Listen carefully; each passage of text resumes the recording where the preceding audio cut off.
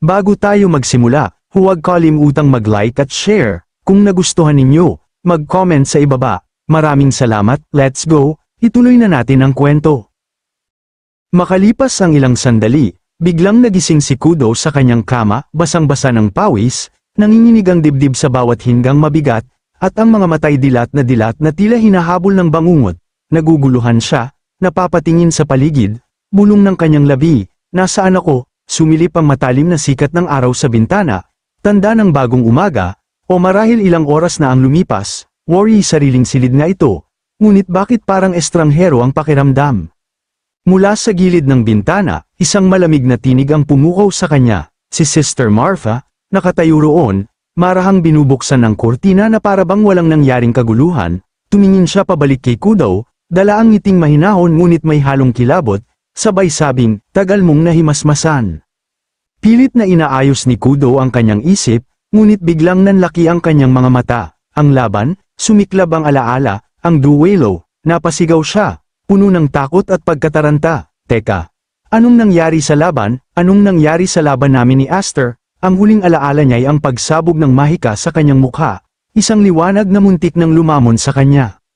Si Marfa, nakangiti pa ring tila pinag-uusapan lang ang panahon, ay nagbaba ng balitang parang sibat na tumusok sa puso ni Kudo. Hinatid ka rito ni Aster, aniya, at sa kanya ibinaba ang masakit na katotohanan. Sinabi niya sa akin na nakatulog ka raw sa gitna ng laban, baka sobrang pagod lang daw sa biyahe. Isang insultong naglalagablab sa dibdib ni Kudo. Nakaupo siya, tulala, mahigpit na hinahawakan ng kumot, alam niyang kasinungalingan yun, tandang-tanda niya ang nangyari. Nagbalik ang alaala, isang flashback mula sa kanyang paningin. Nakita niya ang sandali ng banggaan, si Kudo, humahagupit gamit ang kanyang dambuhalang magic blade, at si Aster, sumasalubong gamit ang sarili niyang sandata. Ramdam niya ang takot, ang paniniwalang yun na ang kanyang huling sandali, ang lakas na pinakawalan ni Aster ay sapat para durugin siya. Ngunit sa kanya napansin ang kakaiba, binuwag ni Aster ang magic blade bago pa man ako tamaan. Ilang millisecond bago tumama, naglaho ang kumikinang na pulang talam, ang natirang enerhiya lamang ang dumaan sa kanyang katawan, tinangay siya ng wind pressure, ngunit hindi siya tinamaan ng mismong talam, at sa kanyang alaala, sumulpot ang inosenteng ngiti ni Aster, ang ngiting nagsasabing, ako lang naman itong kapatid mo. Naisip ni Kudo, hindi niya talaga ako sasaktan, ngunit ngayon, alam ko na kung gaano siya kalakas. Sa laban, nag-iiba ang mukha niya, kumikinang ang mga mata, parang ibang tao. Noon, akala ko tatapusin na niya ako. Napangiti si Kudo ng bahagya, sabay bulong sa sarili, nakakainis na kapatid talaga. Dahil sa hiya, lalo pang nagningges ang determinasyon ni Kudo, inabot niya ang kanyang espada, nakapatong lamang sa nightstand, at tumalon mula sa kama na parang mandirigmang muling isinilang. Sister Marfa? Nasaan si Aster ngayon? Singit niya, hawak na ang sandata, handa na sa muling pagtutuos. Hindi ko tatanggapin ang laban na yun, sa pagkakataong ito, todo bigay na agad ako. Inihanda niya ang espada, buong puso, para sa round 2, ngunit si Marfa, malamig at kalmado, tumingin lamang sa kanya at sinabing, umalis na si Aster. Alam mo ba, natigilan si Kudo, ha? Gulat na gulat siya, seryosong seryoso si Marfa. Sumagot, tinawag si Aster ng punong bahay, kakaalabas lang nila ni Father. Teka, hindi mo alam? Nalaglag ang mukha ni Kudo, parang nawala ng kulay. Malaking bagay ito, ang punong bahay ay hindi lamang tirahan ng pamilya, doon nakaugat ang tunay na kapangyarihan, at siya, naiwan na walang kaalam-alam. Lumipat ang eksena sa kalsada, kung saan isang magarbong karwaheng hinihila ng kabayo ay kumakalampag sa batuhan, nagmamadali, nakatingin sa bintana si Aster, malalim ang iniisip, sinira ng ama ang katahimikan, nagsimulang ipaliwanag kung sino ang kanilang makikita. Ang mga taong makakasama natin ay ang mga Elder Lords na sumusuporta sa pamilya Elmheim mula sa anino.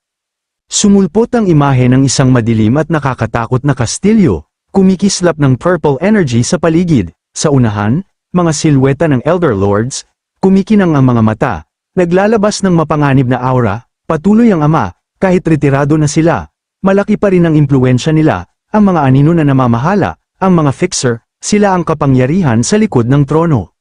Mabigat ang tinig ng ama, puno ng stress, ang mga Elder Lords na ito ay hindi ka pinansin mula nang ampunin kita. Kaya bakit ka biglang interesado ngayon? Mahinahong sagot ni Aster, Siguro dahil sa nangyari sa pagtitipo ng mga eskrimador, iyon ang sandaling ipinakita niya ang kanyang lakas. Alam niya, may target na siya sa kanyang likod ngayon. Nabalitaan ko na mas inaalala ng mga nakatatanda ng Elmheim ang reputasyon ng pamilya kaysa sa pera o maging sa sarili nilang buhay, at ang mga gumagambala sa reputasyon na iyon, biglang sumulpot ang imahe ng isang lalaking itinapon sa hukay na puno ng mababangis na hayop, nagiging pagkain ng mga halimaw. Lalong tumaas ang taya, kung magkamali si Aster, o hindi siya magustuhan ng mga elder, malupit ang maaaring kahinatnan, nag-aalala ang ama. Tinanong kung saan narinig ni Aster ang kwentong yun, pahiwatig na ito'y sikreto ng pamilya. Ngumiti lamang si Aster, sagot niya, sa isang lugar, matagal na panahon na ang nakalipas, may sarili akong sikreto. Handa ako sa anumang parusa o pagpapatapo na ibato nila sa akin, kampante siya sa kanyang kapalaran. Biglang nagbago ang ama, gumapang ang guilt, tama ba namang umalis tayo nang hindi nagpapalam kina Kudo at Marfa? Pumikit si Aster, payapa ang mukha. Okay lang, sa totoo lang, dapat ay makaalis na ako pagdating ng mga kapatid ko. Tumingin siya sa ama, dagdag, malamang mas makakapagpahinga si Sister Kudo kung wala ako dahil ayaw niya sa akin. Taos puso ang paniniwala ni Aster, akala niya, tinutulungan niya si Kudo sa pamamagitan ng paglaho, tiningnan niya ang kanyang kamay, worry hinahawakan ng sandata, salamat kay Sister Kudo, mas napaganda ko ang paggamit ko kay Graham, mas nagagamit ko na ang kapangyarihan ng 7 wings kaysa dati, kaya, ano man ang susunod. Kita ang determinasyon sa kanyang mga mata, handa siyang harapin ang anumang dumating, diretso sa ama, mariin niyang sinabi, huwag mo akong sagipin, handa na akong tumayo sa sarili kong mga paa. Ito ang sandali ng pag-angkin ni Aster sa kanyang kasarinlan. Bago pa man makapagsalita ang kanyang ama, may tinig na sumabog sa hangin, Aster, anong akala mo sa sarili mo ikaw na? Ikaw ang pinakabata dito, ramdam ang apoy sa boses, hindi galit kundi malasakit na naglalagablab, biglang umalag ang karwahe, may malakas na katok sa bubong, at kumislap ang mga mata ni Aster, may presensya, may tao. Mula sa labas, may sumigaw, nagtatakang tinitigan ni Aster ang pinto, at nang bumukas ito, tumambad ang kanyang kapatid na si Kudo, mukhang naiinis, dala ang bigat ng damdamin, hindi naiwasan ni Aster na mapansin kung paano siya tumakbo hanggang dito, dumiretso sa tabi ng kanilang nagulat na ama, kalmado ang tindig ni Kudo, ngunit ang mga mata'y matalim na nakatutok kay Aster, ang sama mo, umalis ka nang walang sabi sa ate mo.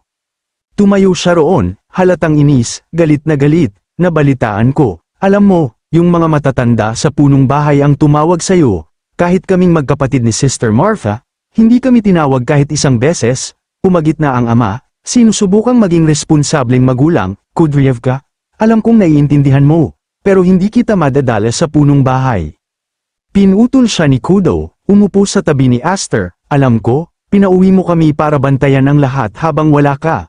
Father, syempre naiintindihan ko, nagtama ang kanilang mga mata, matalim at seryoso ang tingin ni Kudo, seryoso itong pagtawag na ito, di ba? Nabanggit ni Sister Marfa, di ba? Baka hindi na bumalik si Aster. Sinubukan ni Aster na pakalmeyan ang sitwasyon, isinuot ang maskara ng katahimikan, eksaherado yan, makikipagkita at kakausapin lang naman sila, kung makakabalik ba ako ng ligtas, ibang usapan na yun, kampante pa rin siya, tila walang takot. Hindi pumayag si Kudo, sumandal siya, itinutok ang daliri sa mukha ni Aster, makinig ka, Aster, hindi talaga kita gusto, diretsahan, walang paligoy, lalaki ka, may 7th wings ka, at lagi kang may advantage, mas malakas ka sa akin, ang ate mo, at ang yabang mo kumilos na parang ikaw na ang may-ari ng lahat, nakakagigil. Sawang-sawa na siya, pinapakita ang lahat ng nararamdaman, nasa kanya na lahat ng bagay na sa tingin niya'y hindi niya makakamtan, nakinig lang si Aster, lamambat ang ekspresyon, mukhang malungkot ngunit tanggap. Pero kahit na, patuloy ni Kudo, mahalaga ka pa ring pamilya sa akin, ayan na, ang puso, nakita natin ang amang nanunood, gama ng loob, tuloy ni Kudo, kahit gaano ka pa kalakas o kagaling kumilos, kapatid mo pa rin ako, tumayo siya, mariin ang tinig, kaya umuwi ka ng maayos at maglaban tayo ulit. Tinitigan niya si Aster ng may matinding determinasyon, hindi kita hahayaang manalo at takbuhan ako, isang hamon, isang dahilan para bumalik, ito ang paraan niya ng pagsasabing, mahal kita, huwag kang mamatay, ngumiti siya, isang tunay at kumpiyansang ngiti. Yumandar ang karwahe, At lumundag si Kudo pababa. Naguluhan si Aster, ano raw ba talaga ang pakay nito? Ngunit naunawaan ng ama, sabay sabing, mabuting karibal, di ba? Tiningnan ni Aster ang kapatid sa huling pagkakataon, isang mainit na ngiti ang kumalat sa kanyang mukha. Salamat, ate. Kumislap ang kanyang mga mata sa panibagong determinasyon. Siguradong babalik ako. Palayo ng palayo ang karawahe, mataas ang pagwawagayway ng braso ni Kudo, pinapanood itong maglaho sa abot tanaw. Lumulubog na ang araw, naghahagis ng mahahabang anino. Si Aster ay patungo sa pugad ng leon. Ngunit ngayon alam na niyang may tahanan at karibal na naghihintay sa kanya.